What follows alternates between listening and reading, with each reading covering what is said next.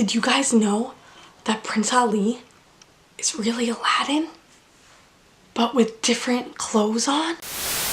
Well, I know that it's waiting for me out there, and I'll find it, I swear, with the wind in my hair.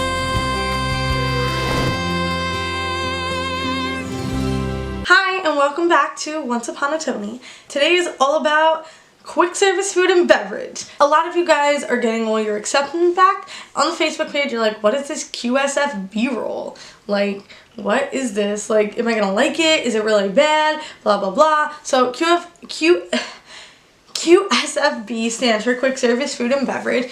And since that was my role in fall 2017, I'm gonna talk about all the roles and everything you need to know. Because when I was looking for it, everyone was just telling me either how much they liked it or how much they disliked it.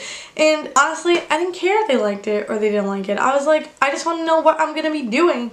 So let's start off with saying, what is a quick service restaurant? A quick service restaurant is any restaurant you go that you don't have to sit down. So it's not, or you're going to be served. So it's like a Wendy's, McDonald's kind of deal. You go in your food and then you get out. Or you sit down and you eat, but no one's going to be serving you. You don't have to tip anybody, blah, blah, blah. Those restaurants are considered quick service food, and any stands are considered quick service food. So let's get into the Food and Wine Festival. So the Food and Wine Festival is quick service because it stands technically, and you get your food quick.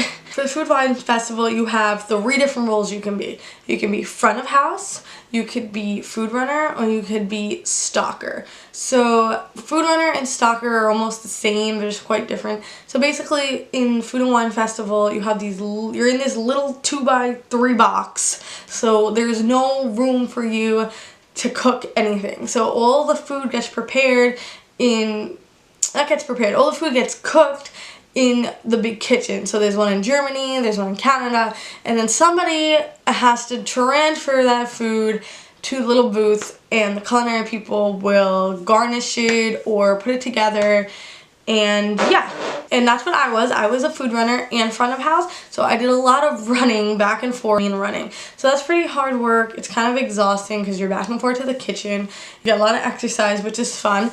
And yeah, so the soccer is the same thing, except they deal with alcohol instead of food. So they're in charge of getting the wine and the beer and the dry stock and all that stuff, basically. So that's food runner and stalker. So they're considered back of house roles. Front of house roles are the people that you see during the Food and Wine Festival, which are the POS person who's on register, XO person who gives you your food, and the filler who either gives the XO person your food or pours the wine and beer for you. So really simple stuff. Those are the roles you can put on for food and wine.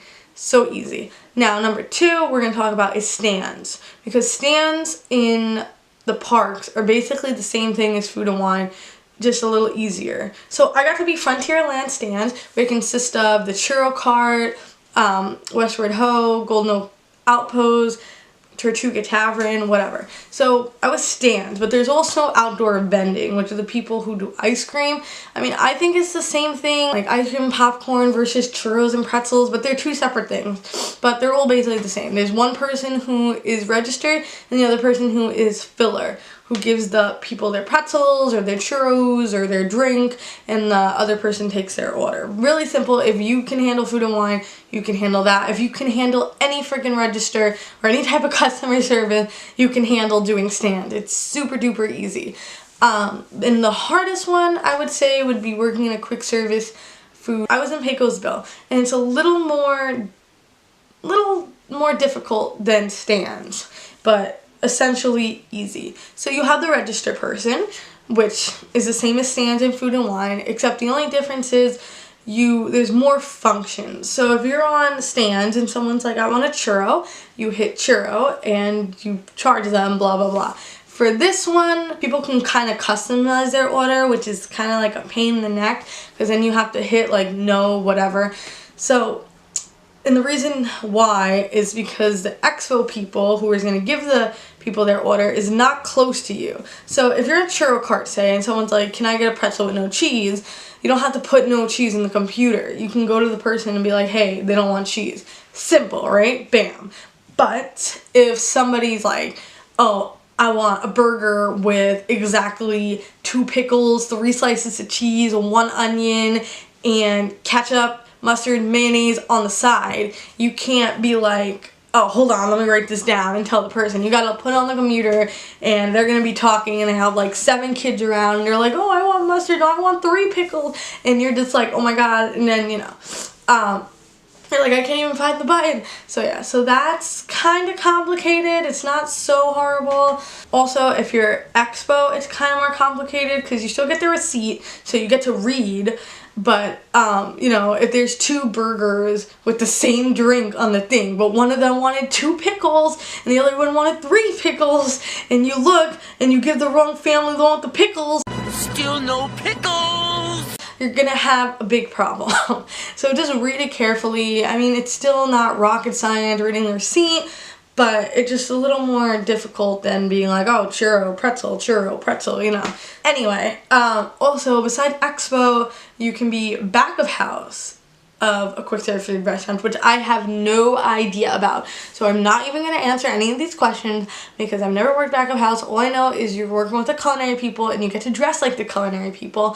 So, but I don't know what you do at all. So don't ask. Sorry guys, that's for somebody else's video to answer your questions. Alright, so other things that include is besides expo and register and stocker, because you always have a stocker, you know. You also have condiment stand, which is somebody who just focuses on the condiment stand, who cleans it up, who fills it, because some places have really big condiment stands like Pecos Bill, or I know Cosmic Ray does, that Pecos Bill has like guacamole, sour cream, not just your average ketchup and mustard. So, you know, everyone's like, kids are making mess, they have their hands in the guacamole, you have to like figure that out. So that's kind of annoying. Also, there's a restaurant now, so people can go and sit down and eat their food, and when people can sit down and eat their food, you know they're gonna leave all their stuff on the table and not clean it and not throw it out, even though there's a garbage can 30 steps next to you everywhere in the park. People will be like, oh look, a garbage can. Nobody cares. They'll leave their stuff there, their kids will leave their stuff there, so you can, the other job you can get is bussing / garbage. You gotta bus tables, you gotta sweep, you gotta take out the garbage. There's one other job you can get, which is greeter, which is basically, you know, like an extra person, and they don't know what to do with you, so they're like, go greet guests and say hello, which is, some people hate because they don't like talking to people, and I'm like, why are you here at Disney? But whatever. But I enjoyed greeter because you get to answer people's questions, you get to give them advice, you can make magical moments, and sometimes when it wasn't busy, you can get to play like games and stuff. Overall, like I said, the job is really easy. Anyway, thank you so much for watching this video. If you liked it, don't forget to hit that like button and subscribe down below. I'm making a new video every week now, which is good for me. And if you want to share with your friends, feel free. I'll see you next time, guys. Have a magical day.